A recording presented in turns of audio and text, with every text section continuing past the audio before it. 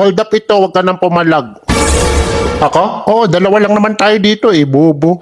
Mamili ka, pera o buhay mo. Wala bang ibang choices yan? Ano to, exam multiple choices?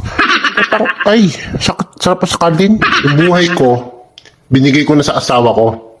Yung pera ko, kinuha na rin niya. Hold upper ka ba o nang-aasar? Ala, ganun? Hindi ka binibigyan ng pera? Nang-aasar ka yata eh. O sorry na, hindi ko naman alam eh. Pagod ako, galing ako overtime oh. Pag sahod ko, wala naman ako nakukuha. Tapos, wala ganun, kahit pamasahe. Ha? Pag mag-hold up ka, huwag ka na mag-asar. Grabe naman affected mo. Saka ako hold up mo, yung walang asawa, walang pamilya, ganun. Ano yun? Tatanungin ko muna kung may asawa o wala. May issue yan. O ito. May iyak ka na eh. Pag hold up lang, walang asaran.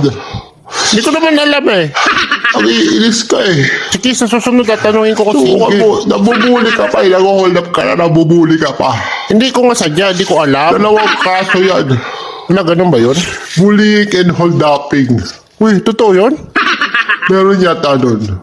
Sige na, hindi na kita hold upin. Nahingan mo pa akong tiso. Sige na, balis ka sa harap ko na. Alibad-baran ako sa mukha mo.